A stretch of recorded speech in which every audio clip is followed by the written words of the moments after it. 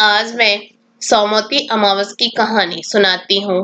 कहानी सुनाने से पहले मैं आप सभी को ये बताना चाहती हूँ कि हमारे 2 चैनल और भी हैं। मधुर भजन और आरती के लिए मन राखियो और डेली जनरल नॉलेज के क्वेश्चंस के लिए लर्निंग बाय डूइंग। इन दोनों के लिंक डिस्क्रिप्शन बॉक्स में दे दिए हैं। एक बार आप जाकर देखिएगा जरूर। अब मैं कहानी सुनाती हूँ। अगर आपको अच्छी लगे तो लाइक, शेयर, सब्सक्राइब जरूर कीजिएगा। एक साहूकार के 7 बेटे, 7 बहू और एक बेटी थी। साहूकार के घर एक जोगी भिक्षा लेने आता था तो साहूकार की बहू भिक्षा दे देती थी। जब कभी भी साहूकार की लड़की भिक्षा लेकर आती तो जोगी भिक्षा नहीं लेता था और वह कहता कि लड़की तो सुहागन है पर भाग्य में दुहाग लिखा है। ये सुनकर लड़की रोने लगी। माँ ने पूछा, बेटी तुझे किस बात की चिंता है? अब वह लड़की बोली कि जब जोगी भिक्षा लेने को आता है वह कहता है कि तू सुहागन नहीं, तेरे भाग्य में दुहाग लिखा है। यह बात सुनकर माँ बोली कि उस जोगी की बात मैं भी सुनूंगी।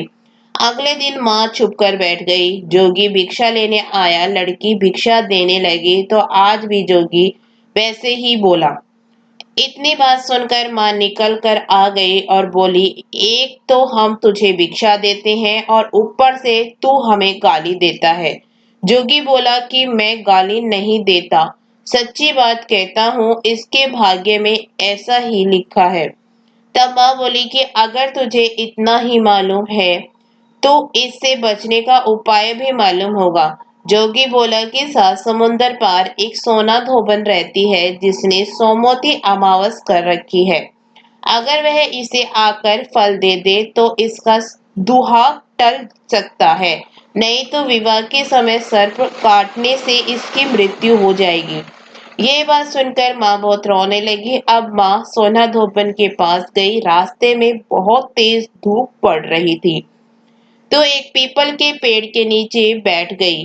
पेड़ पर गरुड़ पंखनी का बच्चा रहता था जिसे सांप डसने आया तो साहूकारनी ने सांप को मार दिया और बच्चों को बचा लिया। अब गरुड़ पंखनी आई, सब जगह खून देखकर साहूकारनी को चोंच मारने लगी। साहूकारनी बोली, मैंने तो तेरा बच्चा बचाया है। अब गरुड़ पंखनी बोली कि तूने मेरा बच्चे को बचाया है तो कुछ मांग ले। साहूकारनी बोली, पहले वचन भरो। गरुड़ पंखनी बोली, मैं तुझे वचन देती हूँ। साहूकारनी बोली, मुझे 7 समुंदर पार सोना धोबन के घर पर छोड़ दो। अब गरुड़ पंखनी ने उसे सोना धोबन के घर छोड़ दिया। वहां जाकर साहूकारनी ने सोचा कि अब इसको कैसे मनाऊं। सोना धोबन के घर 7 बहू थी जो कि घर का काम करने के लिए आपस में हर समय लड़ती झगड़ती थी। रात को सब सो जाते तो साहूकारनी सोना धोबन के घर जाती और उसका सारा काम कर देती और दिन निकलने से पहले ही चली जाती।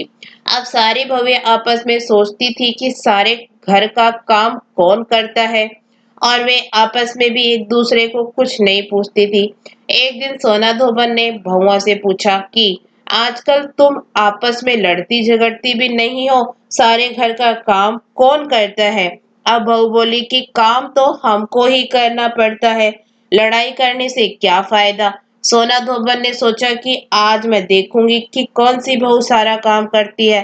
रात को देखा कि एक औरत आई और घर का सारा काम करके जाने लगी तो सोना धोबन ने पूछा, तू कौन है, तुझे क्या चाहिए? साहूकारनी बोली, पहले वचन भरो। तब सोना धोबन उसे वचन देती है। अब साहूकारनी बोली कि मेरी बेटी के भाग्य में दुहाग लिखा है, सो तू चलकर सुहाग दे दे क्योंकि तूने सोमवती अमावस कर रखी है। सोना धोबन अपने बहू बेटों से बोली कि मैं तो इसके साथ जा रही हूँ, पीछे तुम्हारे पिताजी मर जाएं तो उन्हें तेल के कूपे में डालकर रख देना। अब वह साहूकारनी के घर आ गई। साहूकारनी ने अपनी बेटी का विवाह किया। जब फेरे होने लगे तो सोना धोबन कच्चा करवा दूध और तार लेकर बैठ गई। थोड़ी देर में सांप आया और उस लड़के को डसने लगा तो सोना धोबन ने करवा आगे कर तार से सांप को बांध दिया। डर के मारे सांप मर गया। अब सोना धोबन ने उसे सुहाग दे दिया और बोली कि जितनी अमावस्या मैंने करी है उन सब का फल साहूकार की बेटी को मिलेगा और जो आगे करूंगी उनका फल मेरे पति और मेरे बेटे को मिलेगा। हर कोई सोमवती की जय जयकार बोलने लगे। सोना धोबन जाने लगी तो साहूकारनी बोली, कुछ मांग लो। तुमने मेरे जमाई को जीवन दान दिया है। वह बोली, मुझे कुछ नहीं चाहिए। यह कहकर वह चली गई। अब उसे रास्ते में फिर सोमवती अमावस आ गई। उसने पीपल के पेड़ के नीचे बैठकर कहानी कही, व्रत किया और पीपल की 108 फेरी लगाई। पीपल की पूजा करने के बाद वह घर पर गई। वहां पर जाकर देखा तो उसका पति मरा पड़ा है। जो उसने सोमवती अमावस रास्ते में की थी उसका फल अपने पति को दे दिया। अब उसका पति जिंदा हो गया। सब कहने लगे कि तूने क्या किया जो यह जिंदा हो गया। तो वह बोली, मैंने तो कुछ नहीं किया है। रास्ते में सोमवती अमावस आई थी सो उसकी पूजा करी थी, व्रत किया और 108 फेरी लगाई। सारी नगरी में ढूंढेरा पिटवा दिया कि सब कोई सोमवती अमावस की पूजा करियो, व्रत रखियो, 108 फेरी पीपल की लगाइयो। हे सोमवती अमावस, जैसा साहूकार की बेटी का सुहाग दिया वैसा सबको देना।